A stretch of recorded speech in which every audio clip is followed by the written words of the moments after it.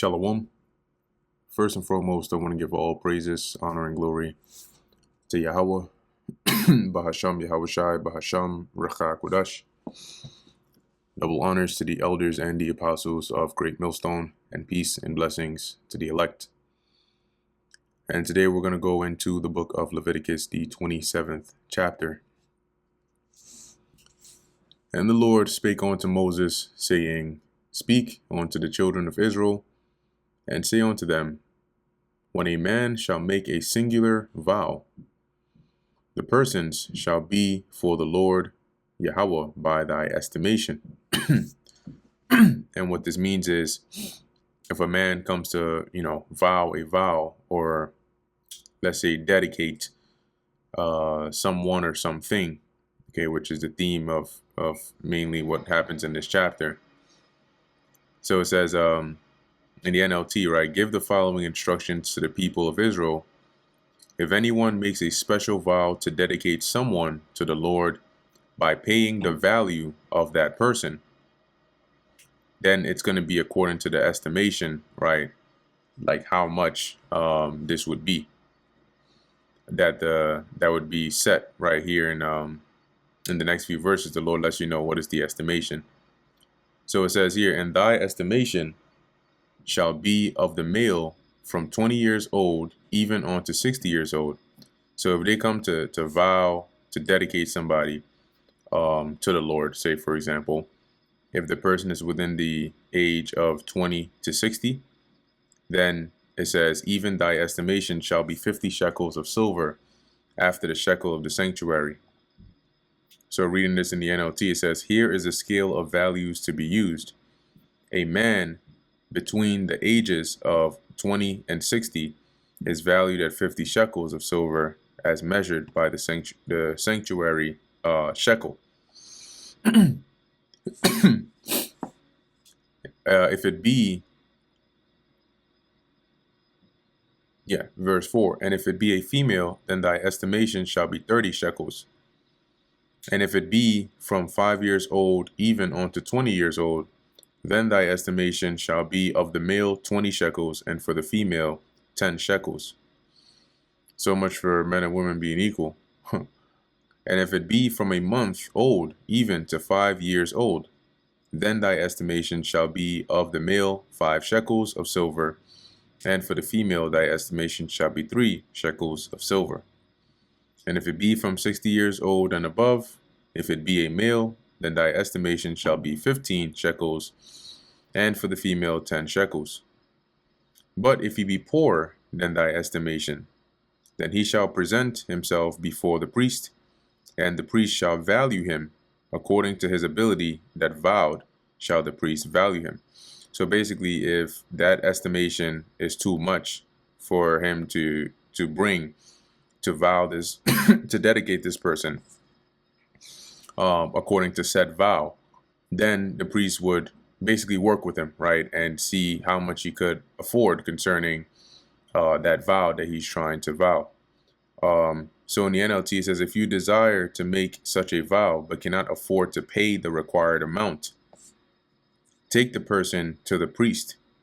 He will determine the amount for you to pay based on what you can afford. And if it be a beast, whereof men bring an offering unto the Lord Yahweh, all that any man giveth of such unto the Lord shall be holy. So if you come to bring a beast to, say, offer it to the Lord, as like this is my dedication to you, Lord, it's going to be holy. And that means it's going to be set apart for the Lord. He shall not alter it nor change it. You can't give one animal and then say, oh, you know what, later on, I want to exchange it. I want to give you this one instead for that one. No. It says a good or for exchange it, a good for a bad, or a bad for a good. So you can't come later on after you've already given up, say, this beast on to the Lord, and then say, oh, well, I have a better one here. Let me give you that one instead. Or I have another one here. Let me swap it out. You can't do that.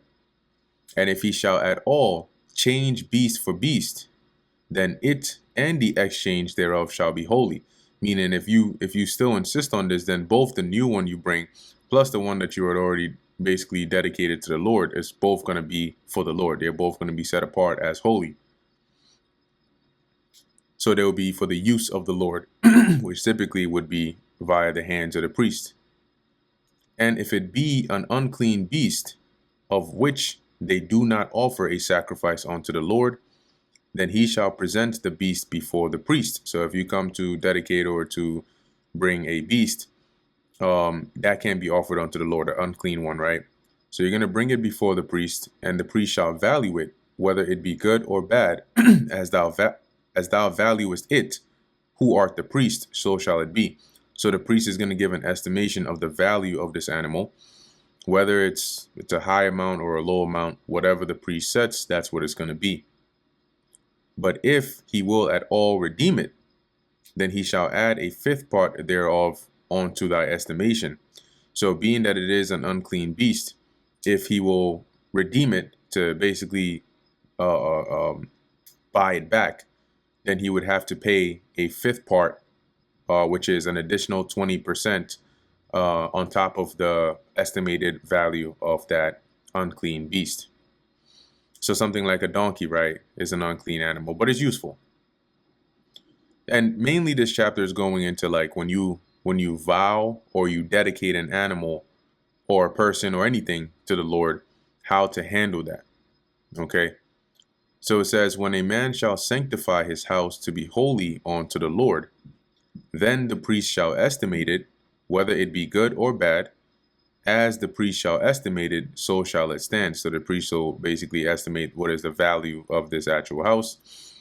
Whatever that amount that is set, that's what it's going to be. Similar to people, right? While we have 15 shekels, 10 shekels, but these would be estimated according to the valuation of the priest.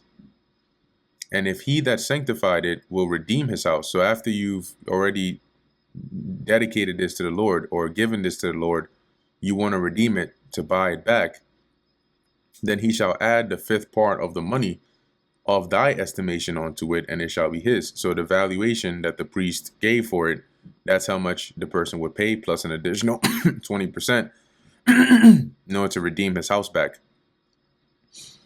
And if a man shall sanctify unto the Lord Yahweh some part of a field of his possession, then thy estimation shall be according to the seed thereof, an homer of barley seed shall be valued at 50 shekels of silver. So this basically goes into, you would value it based on how much it would be worth based on, let's say, like the harvest, right? How much could you get from this part of the field? And so an example here is an homer of barley seed is valued at 50 shekels. So, going based off of some starting point there, how much would that whole portion that is sanctified unto the Lord be worth? If he sanctify his field from the year of Jubilee, according to thy estimation, it shall stand. So from the year of Jubilee, which is the year of release, onto however, long it has been dedicated, that's how long it would stand. So the priest would estimate it, for example, okay, if an homer of barley seed is about 50 shekels of silver, and you can get this every year or maybe twice in a year, how many years are there until the year of Jubilee? And then you can value how much total this possession or this land would be worth. But if he sanctify his field after the Jubilee, then the priest shall reckon unto him the money according to the years that remain, similar to what I just described, even unto the year of the Jubilee, and it shall be abated from thy estimation. So let's take a look here in the NLT. It says, but if the field was dedicated after the year of Jubilee, the priest will assess the land's value in proportion to the number of years left until the next year of Jubilee. Its assessed value is reduced each year, right? Because if for 50 years, right, you could make, I don't know, let's say 100 shekels each year. If it's been already 5 years, then you're going to have to cut that down from 500 shekels to about 495, right? or no, not even 400. Yeah, maybe like 495. Forget the math, but the point is that amount is going to reduce each year, right? So because there's going to be less years where you can harvest and less years where you can get, money from the harvest. So that's why the valuation or the estimation will be reduced. Verse 19, and if he that sanctified the field will in any wise redeem it, then he shall add the fifth part of the money on of thy estimation onto it. So however amount the priest estimated that field to be worth, he's going to add an additional fifth part of it, and it shall be assured to him, and he would get it back. And if he will not redeem the field, or if he have sold the field to another man, it shall not be redeemed any more. So there are certain circumstances which you cannot redeem the field, right? At some point you just can't get it back, right? So it says here, if however they do not redeem the field, or if they have sold it to someone else, it can never be redeemed, right? It says, but if he does not wish to redeem the field, or if he has sold the field to another man, it shall not be redeemed anymore, because now the field that was, say, dedicated here, it's like you can dedicate a part of your field, right? But it's still quote unquote on your, maybe your house is attached to it or whatever the case is. So let's say you try to sell it to somebody else. If you do that, or you decide you don't want to redeem it again, then that's it. You're not going to be able to redeem it, as it says, anymore. You lose that chance to redeem it back. But the field, when it goeth out in the Jubilee, shall be holy unto the Lord, as a field devoted. The possession thereof shall be the priest. So when it says it shall not be redeemed anymore, that means even in the year of Jubilee, you're not getting this back. Okay, it's going into the possession of the priest. And if a man sanctify unto the Lord Yahweh a field which he hath bought, which is not of the fields of his possession. So, like we went into in previous chapters, right? You have somebody who actually owns a portion of land or a field.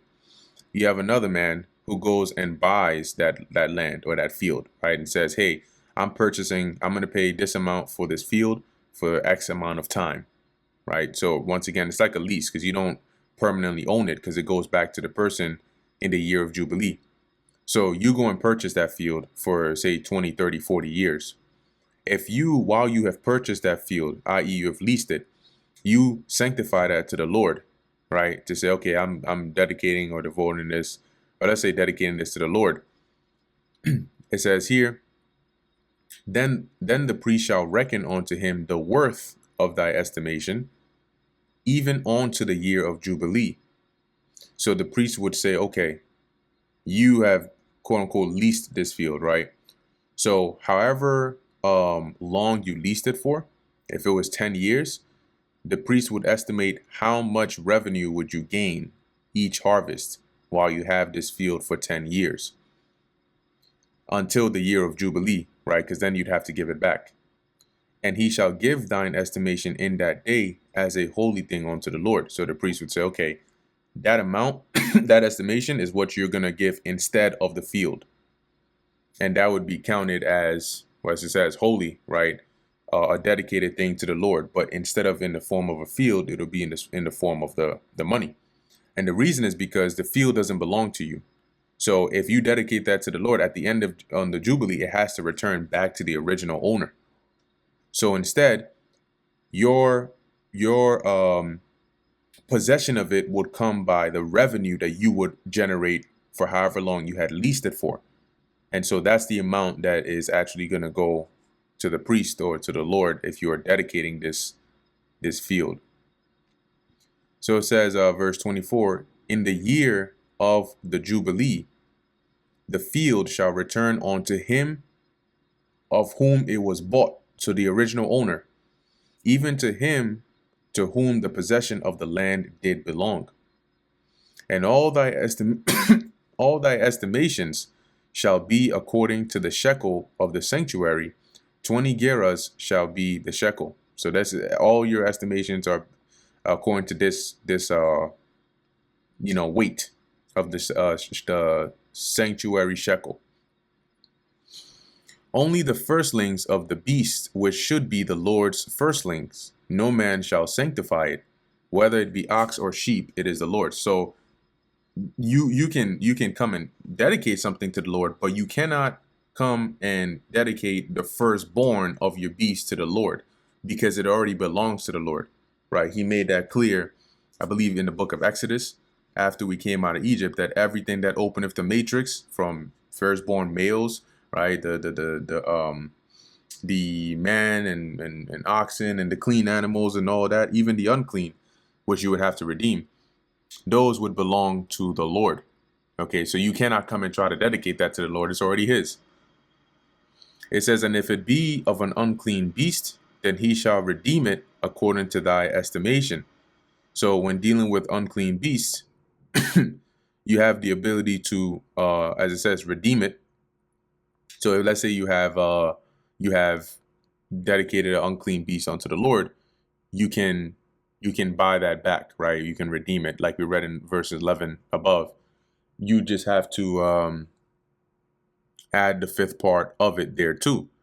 Or if it be not redeemed, then it shall be sold according to thy estimation, meaning the estimation of the priest, because then it belongs to the Lord. But when it belongs to the Lord, the practical use of it is it really goes to the priests, but the money also goes to the upkeeping of the temple and any things that are necessary for the service of the priests to continue, because that's how they serve the Lord.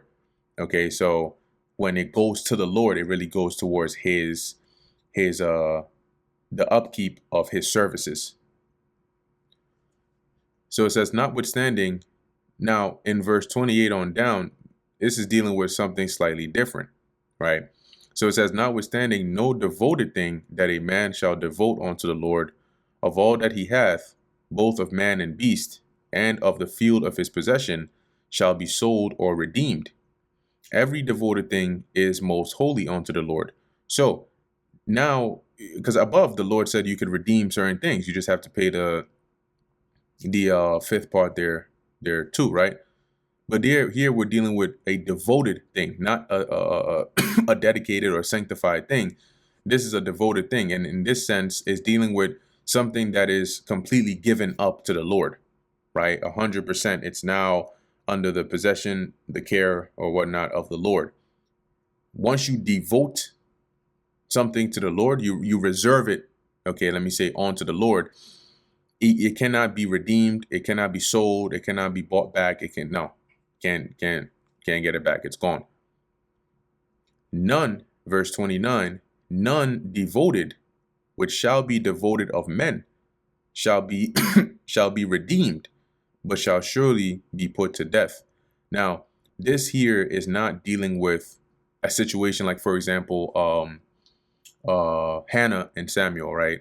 Where Hannah said that she would basically give Samuel to the service of the Lord, right? That's not what this is referring to. When you go into the word devoted over here, you'll see it's used more in the Hebrew as haram, like how the Muslims say haram. This is haram, which is something that is a thing devoted, thing dedicated, banned, right? Have been utterly destroyed, appointed to utter destruction. So something that is, you can see a lot of the synonyms or use cases here are like a cursed thing, something that is set apart to be destroyed. Okay, that is one of the main use cases of this this word devoted here. So this is dealing with a person that has been reserved for destruction or reserved for judgment, i.e., maybe they've incurred some curse upon themselves and now they've been reserved for judgment. They cannot be, as it says, redeemed. They cannot be bought back. They cannot be redeemed, but the penalty is they have to be put to death. So what's an example? If we cross-reference this here, you'll see, for example, let me see here. Yeah, for example, when the Lord sent Saul to go and slay the Amalekites, right? They were reserved, right, or devoted in this sense to be destroyed.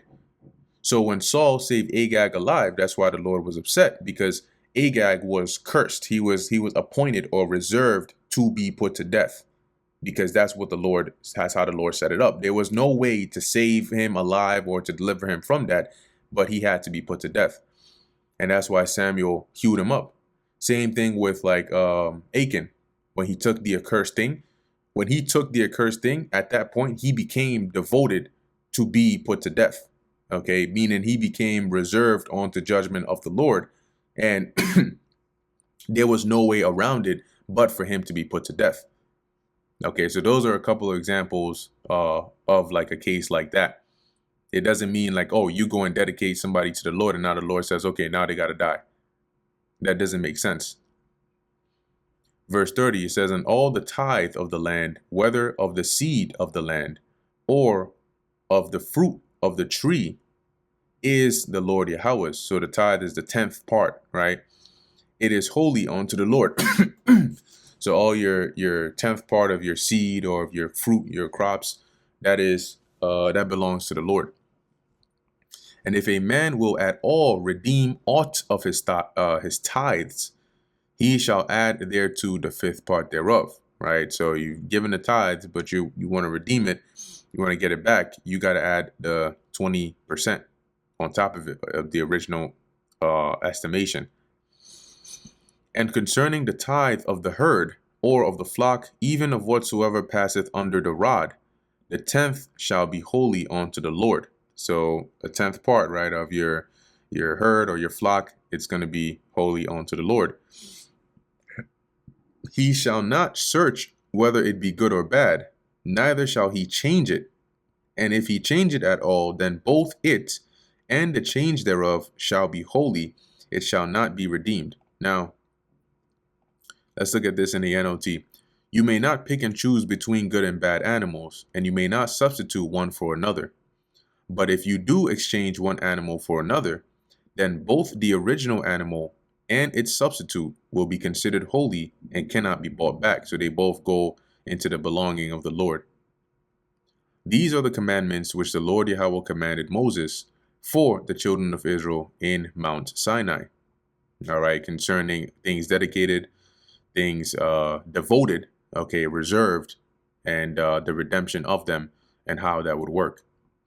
And that brings us to the end of the book of Leviticus, the 27th chapter, and the end of the entirety of the book of Leviticus. Lord willing, this was edifying to the elect. In closing, I want to give all praises, honor, and glory to Yahweh, Bahasham Yahweh Shai, Bahasham Recha Kodash. And until next time, Shalom.